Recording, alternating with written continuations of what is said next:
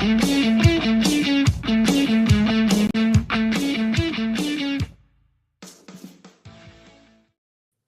finally had some college football this weekend. Well, past 2 weekends. We finally have had some football.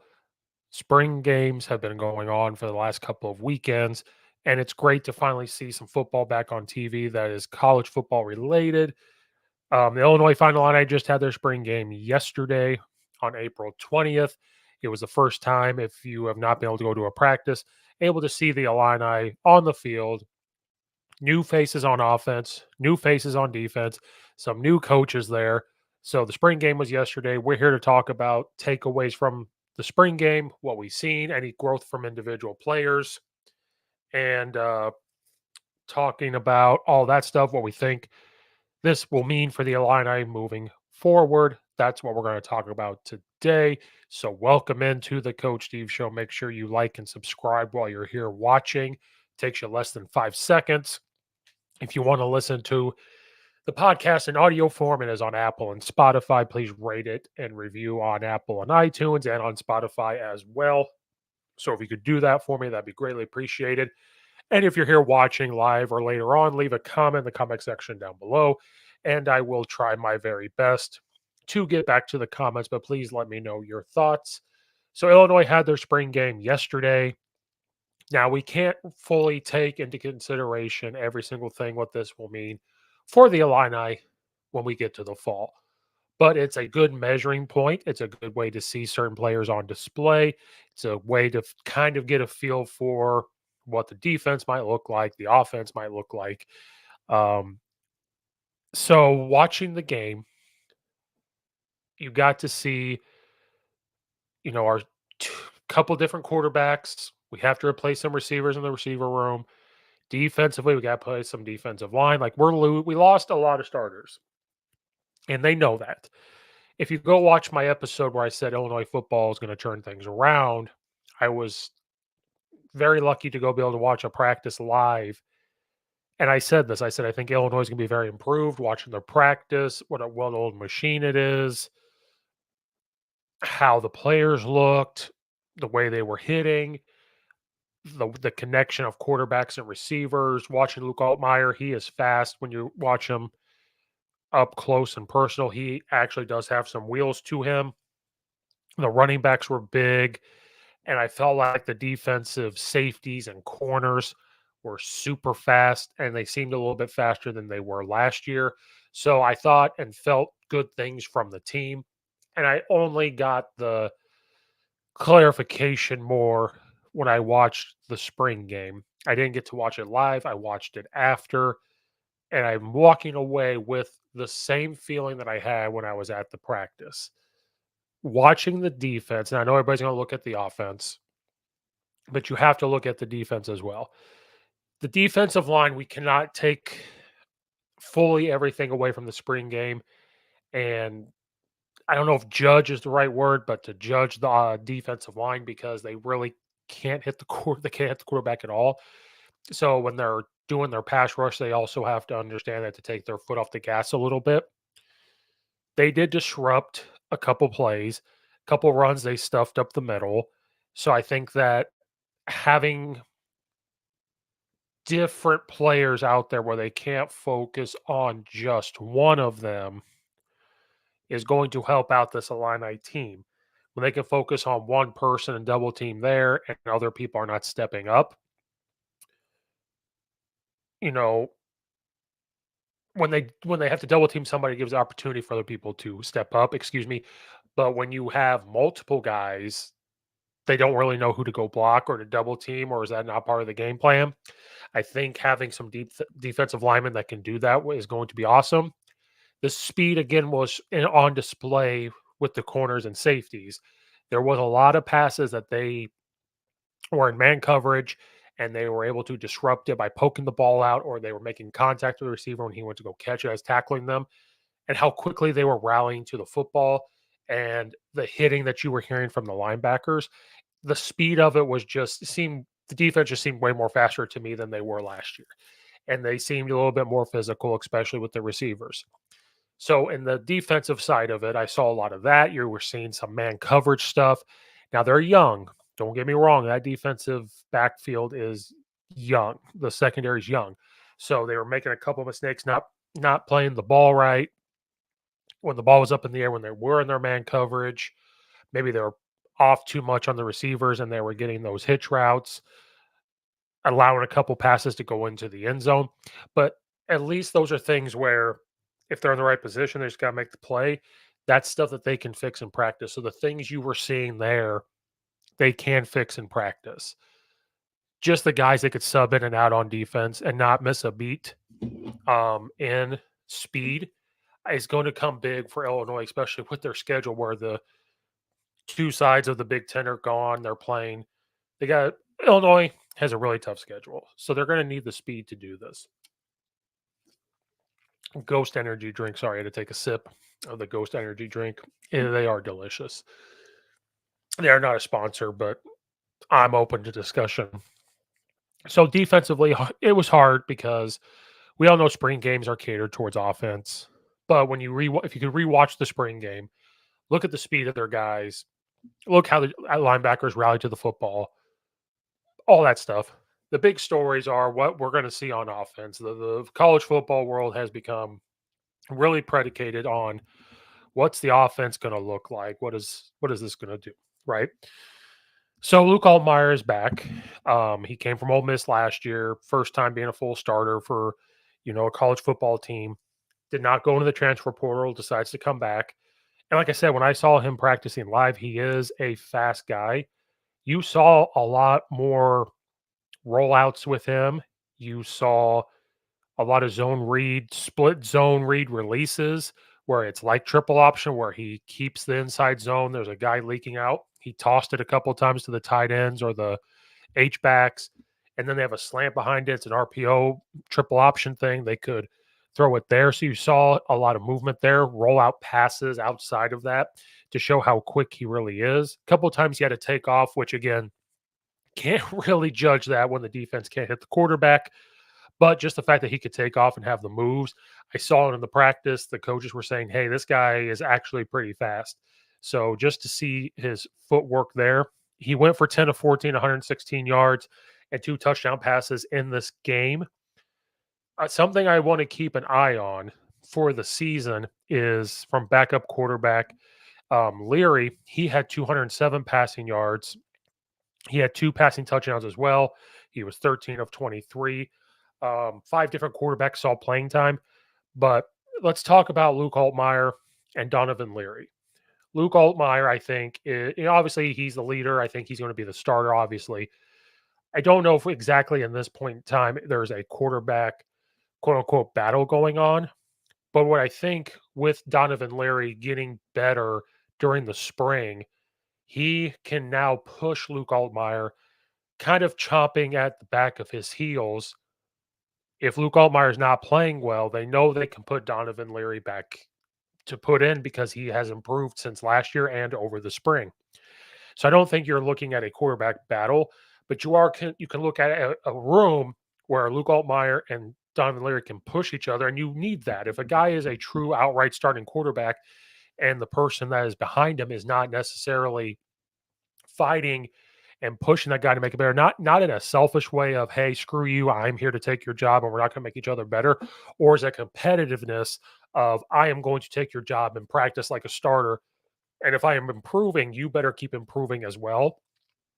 I think if Donovan Leary keeps taking these steps, this is what we're going to see because Donovan Leary threw a lot of good balls, threw some bad ones, sometimes threw them behind the guy or too far forward, but he has a very strong arm. He had a lot of connections in the deep ball, and he's a big guy, so he'd be hard to bring down. And his arm, I'm talking about how the strength of his arm. I think he might throw a harder ball than Luke Altmaier. What makes Luke Altmaier stand a little bit above Donovan Leary, in my opinion, is that Luke Altmaier seems to be more accurate throwing the football and makes quicker decisions in the spring game. Now, last year, there were times where we were dropping the ball. Luke Altmaier started to hold on to the ball too long, and it was brand new system. In the spring game, I think he was getting it out faster, making the reads better. Donovan Leary can come in and do the same thing. He just threw a couple worse balls than Luke Altmaier, and that's why Luke Altmaier is, we call him steady. You can call him Steady Eddie, right? Like you know exactly what you're going to get. The fact that I think they're going to add more of his feet to the offense of quarterback runs and zone reads. I think he's going to take off more if he has to scramble. He showed better poise in the pocket. I think that's what stands him above Donovan Leary, but it's good. This is a good problem to have. Donovan Leary's been there for a while. He's gotten better. His arm looks strong. He can make good decisions. So I think that quarterback room is going to be very competitive, but in a good way to make sure that they're pushing each other towards a common goal of trying to win football games. So the quarterback spot I thought looked good, especially for those two. No real quarterback played super bad, but those two are the ones that stand out to you. From the receiver side, that's been the big question mark, right? Like Isaiah Williams being gone. Is Pat Bryant going to be the guy? I don't know if he had a catch. Um, Ensley, I will screw that name up. He looked really good. He looked like the receiver where if it's third down, that's the guy they're going to go to. And it could take pressure off of other receivers. He had 6 catches, 85 yards. He had a 23 touchdown pass as well. That was in the corner of the end zone, I believe, went up and got it at its highest point. He dropped a couple balls, but he made a lot of tough catches, a lot of good coming back to the football. I think he's going to be the receiver part is just they're kind of young. They kind of have to get the reps and grow into it. Alexander Kappa Jones, he had 95 yards and a touchdown, or 95 yards and a touchdown for receptions. Winchler, he had 4 catches for 38 yards. Colin Dixon had 1 catch for 33 yards, but it was for a touchdown. So the fact that they can move the ball around to different people is good, and not even getting it to one of their main receivers. So if they can move the ball around to a bunch of different people that can make catches, that's going to help open up this offense more. And they're not going to say, oh, they're just going to Isaiah Williams again. Oh, they're just going to Chase Brown again. If we can make this offense and get the ball into these guys' hands, it will just open up this offense even more. And it's going to leave opportunities for the defense not to key on one person. So this was a good thing to see from the receivers, because I thought if you had to look at one group, and people are probably going to say it should be the offensive line, I thought the receiver group would have the big question mark coming in, because Luke Altmaier is just going to get better. Donovan Leary looked good. As contrary to belief, the offensive line just had no depth last year. So if one person was banged up, it's going to affect. They had to move guys around, and it takes a while for cohesiveness when you move guys around. Unlike different podcast shows where they say offensive line are just big guys, just go out there and push them around. No, there has to be a cohesiveness done with the offensive line. So for them to do that all last year, and now they've had a full spring and off season to have these guys in, had a couple of transfers come in for that O-line. It's not the O-line. I thought the receivers were going to have a question mark. If they can continue to make strides and they're capable of saying, this play, we can throw it to this guy, this play, we can throw it to this guy, like we can throw it to multiple people and get the ball in their hand, going to be just fine in that wide receiver group, but they still have some growth to do. The next question mark part would have been, for me, the running back group, because Keenan Fagan is still hurt. Josh McCray was not himself last year, did not seem very comfortable running the football. He looks huge, and he looked way more comfortable in the spring game running the football than I think any game last year that he had any sort of carries. He had a rushing touchdown in the first quarter. And just when they gave him the ball, he was running hard. On that one play in the end zone was a wedge play. He wasn't touched for about halfway into the end zone. So he looked like he was running the ball much more confident than he ever had before. Aiden Laurie, he is another running back. He is from Gibson City, Illinois, which is near Champaign. It is a good football school. They compete for playoffs. They compete. They've won 1 or 2 state titles in the last few years, or at least one, and they run the football, run the football, run the football. He got criticized because of his height. He has put on some muscle. He looks like an every type of down back that can go catch the football out of the backfield, and he can run in the inside zone, and he had a good counter run play with the offensive line. He had 11 carries for 70 yards. and he also had a receiving touchdown. Nobody was there on the wheel route. That's going to be a good complementary thing for Josh McCray and Keegan Fagan. Those guys can be your power runners. Keegan Fagan can kind of do it all, but you have those guys pound, pound, pound. Bring this guy in that's a little smaller, a little speedster. Just going to be a good complementary thing. And I just love seeing him run the football. He was playing this game. All players were, but he really was playing this game like it was a actual game in the fall. So his competitiveness, the way he was running the football, is going to really help us when we get to the fall. And if he can do that, so if we can think about this, if he can get 70 yards in a game, Josh McCray can add at 50 or so. Keegan Fagan, like if you have these three guys that can run the football and just rotate them in and out with receivers that can catch the ball from a Luke Altmaier, and Luke Altmaier can threaten the team by running, that's recipes that we can go into the fall and be excited about that. And then, of course, everybody blamed the O line last year. I personally watching this offensive line, not very many breakdowns in pass coverage, even though the defense line really can't use their full rush. They had a lot of good pushes on run plays. That wedge play for McCray in the end zone really pushed guys aside. The one that Lowry got to run on, which was a counter play, really pushed the defensive line around on inside zone, was able to get 2 to 3 yards a pop. They are much improved. I watched them live. They have more depth this year than they did last year. The guys that they had to move around are now more comfortable in those spots. Being together since the offseason, coming to Coach Bart Miller and saying, we did not play the way we needed to play. We need to be better. They had transfers of JC and Melvin Priestley, who looked really good. And I thought center Josh Kreutz had a really good spring game. Got to see him block in that practice. He looks much bigger and stronger, and is able. He's smart. He seems a lot smarter now of where he needs to go. Able to push guys when it was a single coverage block. Um, they've had a lot of growth since last year. Watching in the practice, watching the spring game compared to what they were doing, and it's going to continue in the summer. And they get to the fall, they have more depth in case things happen. Guys more comfortable at their positions. That offensive line group is going to continue to get better, and so I think that we're going to have a much more competitive Fighting Illini team than we did last year. I am fully convinced they were not happy about last year. Not a lot of them left. I know some did, but not a lot of them left into the portal. They feel like they have unfinished business, going 8-5 and now going 5-6, um, or 5-7, whatever the record was, wasn't good to their standards from what they were doing. The coaches have a bad taste in their mouths, the ones that are still around. Those players straight up told the coaches, and that vibe is, we did not do what we were supposed to do. We are coming back. We're going to end this, or we're going to fix this. We're going to get back to competing in the Big Ten. They do have a tough schedule. I don't see this being an offense that's going to beat a team consistently like 40 something to nothing. They just have a tough schedule.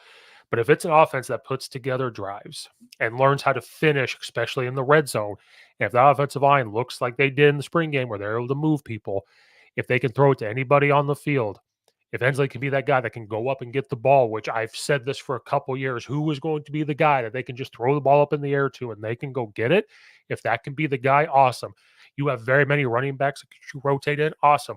And if Luke Altmaier has a threat, and our H-backs and our tight ends can be threats in the red zone with the split zone and finding ways to get open, we can be more competitive. And we got to be able to sustain drives, push people around, and then just finish drives. A lot of times last year, they did not finish their drives on offense. And inconsistent quarterback play, offensive line was banged up. You have Josh McCray that wasn't himself. Fagan got hurt later on as he emerged as a freshman to be like the running back. No wide receiver was going to be like the guy and go up and get the ball. If we can fix some of those problems, much more competitive offense. And if the defense continues to hit the way they were hitting, once the secondary becomes more comfortable because they are young and how fast they are, if they can make those adjustments, it's going to be more competitive. And we have to be okay with the defense. With go back to the mindset of bend, don't break. Give up a couple things, make the adjustment, and don't break. And that's the vibe I was getting from the spring game yesterday, and hopefully it continues in the summer and the fall. So that's the reaction to this spring game If you watched it or you're going to rewatch it or watch it for the first time, leave comments. What do you think about the Illinois football team? What's the vibe we get going into the summer? We'll get more as we go into the summer. How do we feel? What they could look like?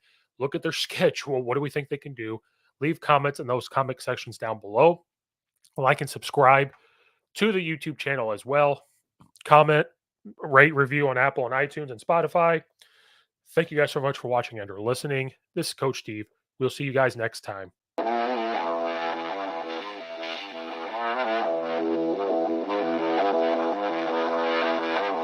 Thank you.